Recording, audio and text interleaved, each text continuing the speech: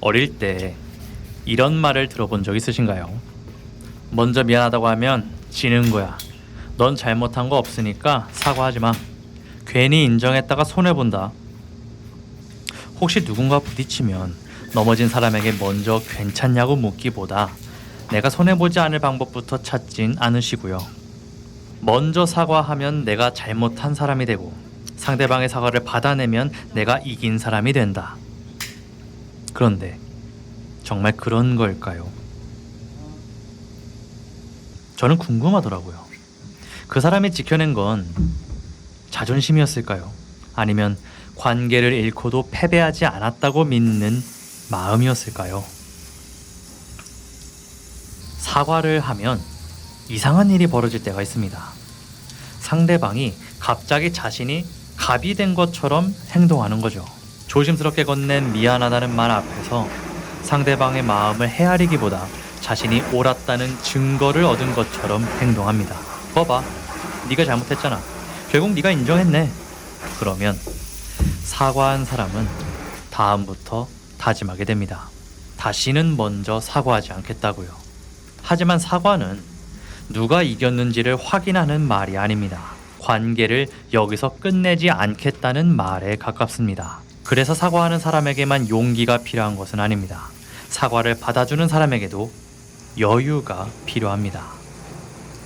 상대방이 어렵게 꺼낸 마음을 알아보고 괜찮습니다.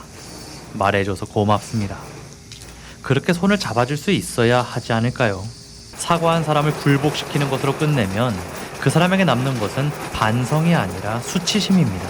하지만 용기를 알아주는 것으로 끝내면 그 사람에게는 다른 기억이 남습니다.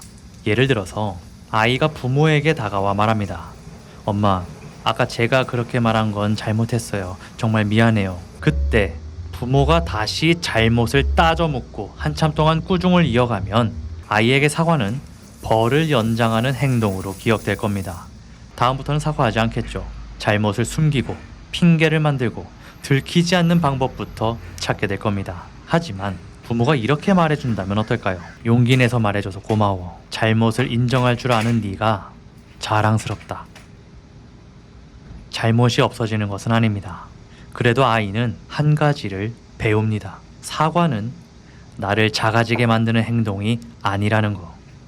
잘못을 인정해도 나는 여전히 사랑받을 수 있다는 거. 관계가 어긋나더라도 다시 회복할 수 있다는 거. 그 기억이 한 번, 두 번 쌓이면 아이는 건강한 어른으로 자랄 가능성이 커집니다. 그런데 우리는 지금까지 아이들에게 다른 기억을 만들어주고 있는지도 모릅니다. 네가 뭘 잘못했다고 사과해? 먼저 미안하다고 하지 마. 상대가 사과했으니까 네가 이긴 거야. 그렇게 사과를 승패의 언어로 가르칩니다. 생각해보면 우리는 살면서 수없이 갈등합니다. 저 역시 최초의 갈등을 떠올려보면 아마 초등학교 친구들과의 싸움이었던 것 같습니다.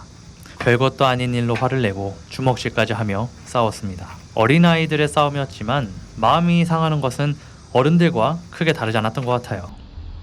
친했던 관계가 어긋나고 상대방을 마주치는 것이 불편해지고 집에 돌아와서도 속이 상했습니다. 하지만 그 뒤에 이어지는 과정이 중요합니다.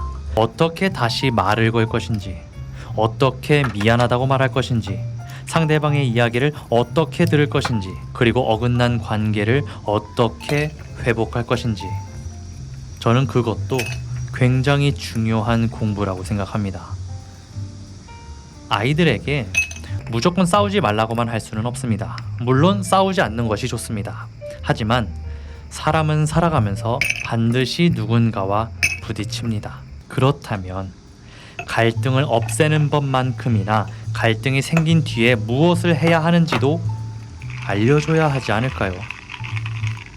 그런데 요즘에는 아이들이 싸우면 아이들보다 부모가 먼저 등장합니다. 상황에 따라서는 선생님과 경찰도 개입합니다. 아이들은 뒤로 빠지고 어른들이 가해자와 피해자를 구분하는 거죠. 그리고 누가 더 잘못했는지를 따집니다. 결과는 화해가 아니라 격리나 전학이 되기도 하죠. 물론 심각한 폭력은 분명하게 보호하고 대응해야 합니다. 모든 갈등을 억지로 화해시켜서도 안 되겠죠. 그러나 아이들이 직접 사과하고 상대방의 말을 듣고 관계를 회복해보는 경험까지 사라지는 것은 또 다른 문제인 것 같습니다. 갈등이 생길 때마다 어른들이 모든 결론을 대신 내려준다면 아이들은 갈등을 해결해본 경험 없이 어른이 됩니다. 그리고 사회에 나옵니다. 회사에서도 사람과 부딪히고 친구와 오해가 생기고 가족에게 상처를 줍니다. 하지만 어떻게 풀어야 하는지 모릅니다.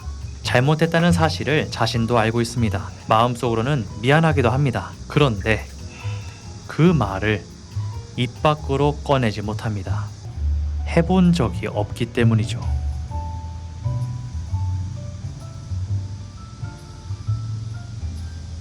어른이 되면 지켜야 할 것이 더 많아집니다. 자존심도 있고 사회적 지위도 있고 서로의 관계도 복잡합니다. 사과하고 싶어도 이 한마디로 내가 불리해지지 않을까 걱정하게 됩니다. 그래서 저는 사과도 연습이 필요하다고 생각합니다. 실수했을 때 인정하는 연습, 상대방의 말을 변명 없이 듣는 연습, 미안하다는 말을 정확하게 꺼내는 연습, 그리고 사과를 받았을 때 그 사람을 굴복시키지 않는 연습. 쉽지 않습니다. 우리는 사람을 너무 쉽게 둘로 나누지 않던가요? 가해자와 피해자, 옳은 사람과 틀린 사람, 좋은 사람과 나쁜 사람. 물론 책임을 분명하게 가려야 하는 일도 있습니다. 피해를 당한 사람을 보호해야 하는 상황도 있고요. 하지만 모든 갈등을 단 하나의 이름으로만 규정하는 순간 우리는 상대방의 사정과 아픔을 더 이상 보지 않게 됩니다. 잘못한 사람에게도 그 행동에 이르게 된 이유가 있을 수 있습니다. 그 이유가 잘못을 없애주는 것은 아닙니다. 하지만 이유를 이해하는 것과 잘못을 정당화하는 것은 다른 일입니다. 우리는 책임을 물으면서도 사람을 볼 수 있습니다. 잘못을 지적하면서도 관계가 회복될 길을 남겨둘 수 있습니다. 갈등이 없는 세상을 만들 수는 없습니다. 사람은 서로 다르고 다르게 생각하고 때로는 실수도 합니다. 그러니 중요한 것은 갈등이 생기지 않도록 완벽하게 사는 것이 아니라 갈등이 생겼을 때 그 경험을 어떤 기억으로 남기느냐가 더 중요할 수 있습니다. 갈등이 누군가를 미워하는 기억으로만 남을 수도 있고 내가 먼저 사과해본 기억으로 남을 수도 있습니다. 상대방의 이야기를 처음으로 제대로 들어본 기억이 될 수도 있고 끊어질 뻔한 관계를 다시 이어본 기억이 될 수도 있습니다. 같은 사건이라도 어떤 씨앗으로 심느냐에 따라 다른 열매가 맺히는 거죠. 씨앗과 열매는 모양이 다릅니다.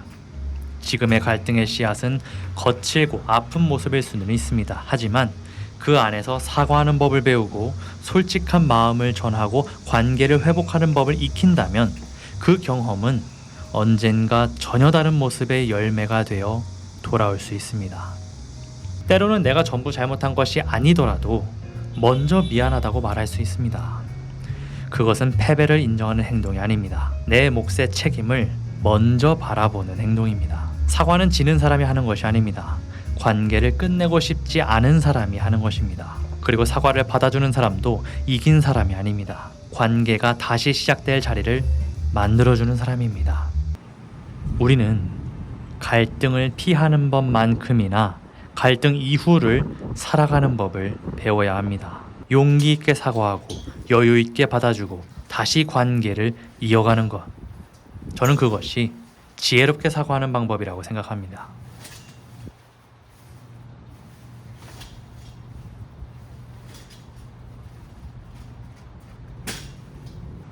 오늘 준비한 이야기는 여기까지입니다.